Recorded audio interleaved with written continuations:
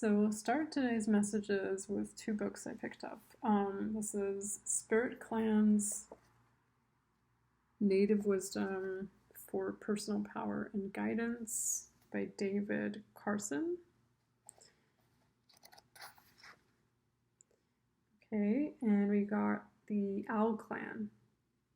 Owl people have acute hearing and listen to what is being said on all levels of conversation.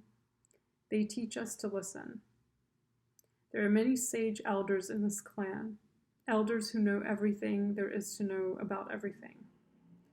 They see through self-righteousness and pretense. They have no tolerance for hypocrisy. They are keepers of the lost knowledge of antiquity. They are associated with women's mysteries, clairvoyance, wisdom, secrecy, hidden truth, the ability to deceive, shape-shifting, and use stealth, witchcraft, and sorcery. Caution. Practitioners of these hidden arts may put a spell on you. Oh, wow. That's, yeah. Members of the Owl Clan ask probing questions. It can be alarming, as though they have put the last piece of the puzzle that is you in place, and suddenly the big picture is complete. The sudden shattering of ego is a frightening experience. This coming unraveled by the use of a dark language of the night. Such are the disquieting moments when the owl presence is near. Oh, it's making me think of, this is kind of funny, Twin Peaks, The Woman in Twin Peaks. This is another book called Wisdomkeepers, Meetings with Native American Spiritual Elders by Steve Wall and Harvey Arden.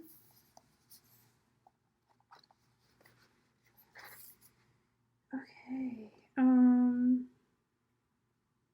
Historians theorize that the Lumbee ancestors absorbed the missing white settlers of the famous lost colony founded by Sir Walter. Is this interesting? Let's see. Apparently, having fled the encroaching white settlers on the Virginia and North Carolina coasts, the ancestors of today's Lumbee sought refuge in the dark, foreboding swamps along the Lumber River.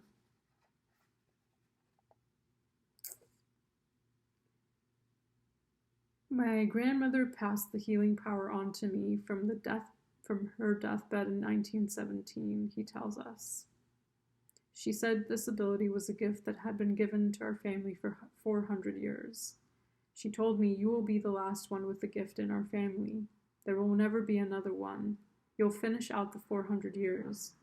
When my daughter was born, I prayed the prophecy would be changed, that she would become a healer too, but it wasn't to be. There's a few others here who work with herbs. I've passed on what I could, but the gift of healing with your hands, that can't be passed on. I only wish I could.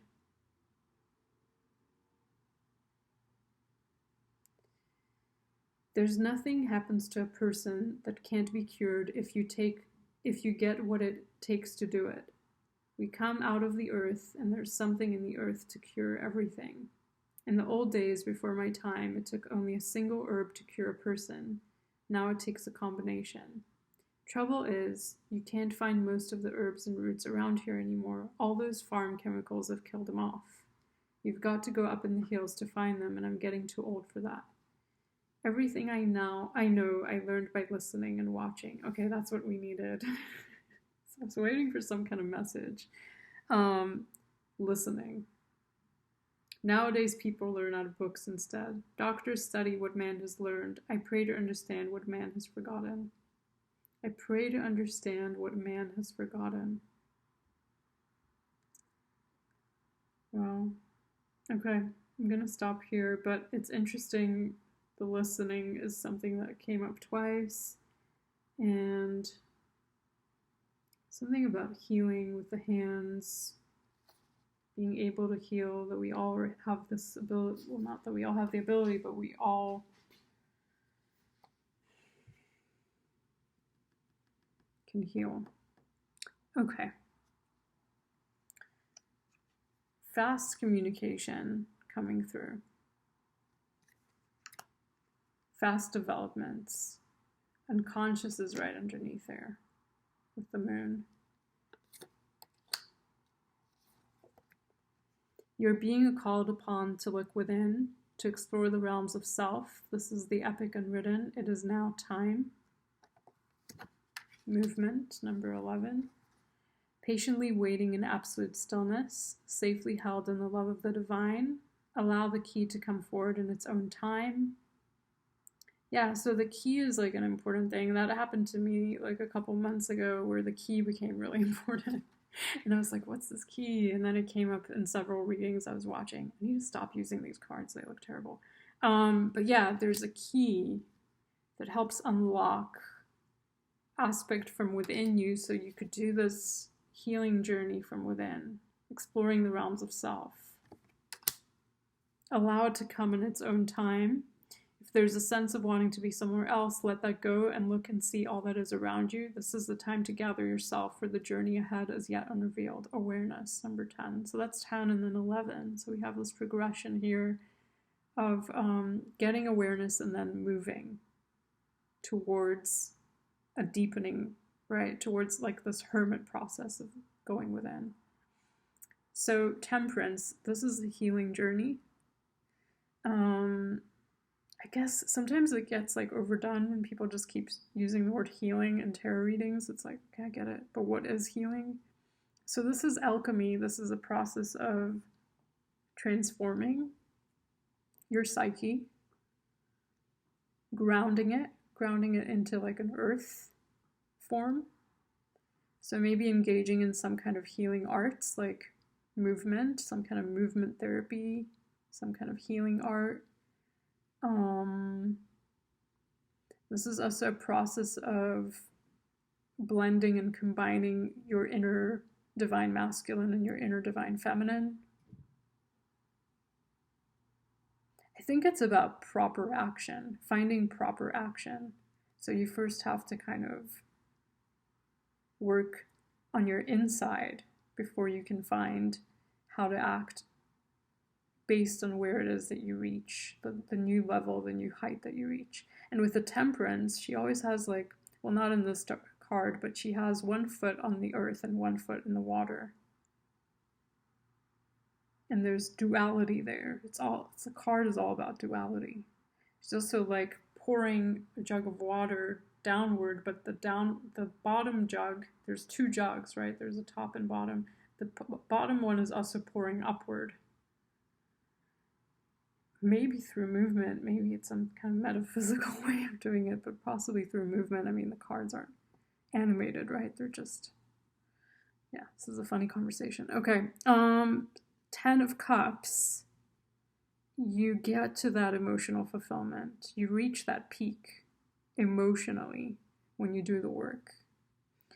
And I've had a complicated relationship with the Queen of Wands. It's like hard for me to read her at this point, but it says reflection. Possibly, the road to success is through self-reflection. And she sees her own reflection here. It's like you can't really see the fullness of it, but this is a part of her being reflected. And my issue with the Queen of Wands, I'm sorry if you have a different relationship with her, I'm sure you do, but I feel like she's a bit ego-driven. It's a little too much about finding yourself in the outer world, right? Looking for your reflection and things. And I would warn against that. It's interesting because we were warned against the owl clan. What was it saying? Caution, practitioners of these hidden arts may put a spell on you. They are associated with women's mysteries, clairvoyance, wisdom, secrecy, hidden truth, the ability to deceive, right? Shapeshift and use stealth, witchcraft, and sorcery. The sudden shattering of ego is a frightening experience. I think that this is ego. I mean, it's hard for me to just see it in a different way. I have a blind spot around the Queen of Wands for personal reasons, but maybe it is kind of pushing you to your power, to take charge, to be more powerful, to be more dominant. This is a fire sign, right? It's a fire element, and temperance is Sagittarius, it's fire, it's Jupiter. Jupiter is all about expansion. You expand everything you deal with. Success with the Ten of Cups, that is a very expanded energy. That's the highest of the cups suit. So you're fully embodying joy and celebration and love and peace. And again, if you take anything to an extreme, you end up on the other side of it. So too far in one extreme can take you to a place of misery, and that's just the way it is. It's important to balance, and that's what temperance is. Temperance is balance. But you're balancing something for a really good outcome. The problem is with the Queen of Wands, it can tend towards ego. And it's calling for you to look within, to dive deeper with this card, right? It is the epic and written. It is now time. Look within, explore the realms of self. We have the Sun card, which is another fire energy. This is Leo with the Sun. And it is also very expanded. The Sun is about celebration and joy, laughter, celebration, finding the good. And then we have the Empress in reverse. See, that's where I start to get worried, because I'm like, all this energy feels very outward. And the Empress is the one that's kind of stabilizing, but it's reversed. So there's a destabilizing experience here around the feminine, around the divine feminine. And since we're being called upon to balance our inner masculine and feminine, possibly something with the feminine is out of balance. Under the deck, when I honor my feelings, I find my power in powerless situations. That very much could be the divine feminine. The divine feminine out of balance, right? Can find herself in powerless situations. How do you find your power? You honor your feelings. You go within. That's what we're being called upon to do. There's always a solution of the highest good. I measure my success by how much fun I'm having.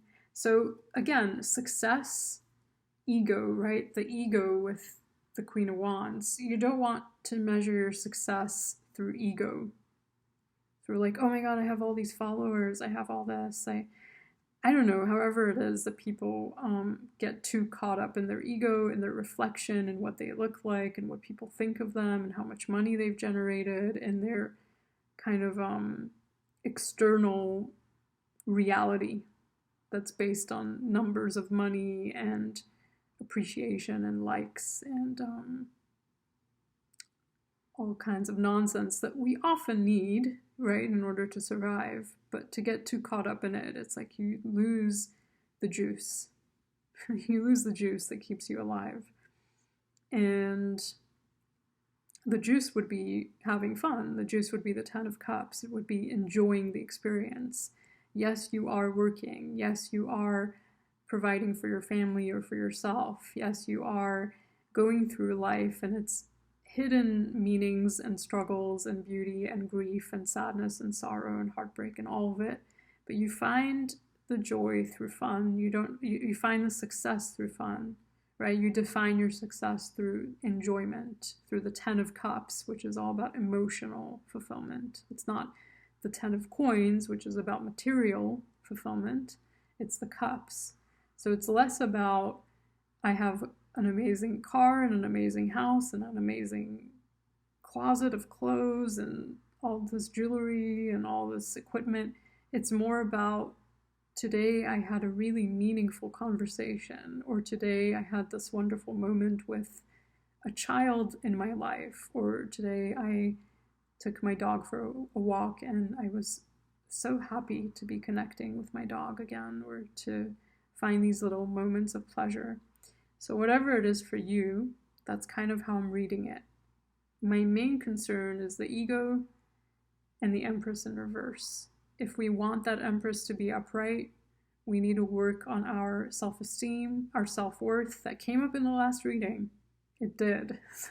Something interesting is going on. Closing out of a cycle, like we had in the last reading with the world, reconnecting with the Empress, with our self-worth, our divinity, our ability to engage in the world by creating, by being creative. And then the sun takes on a different form. Then the sun card becomes a celebration of all that you are and all the people that are in your life and the joy and the moments of fun. And it's a more happy, easy, joyful time. It's less about ego. So yeah, just kind of a little point there, something to consider. I want to see if there's anything else I can glean from the owls.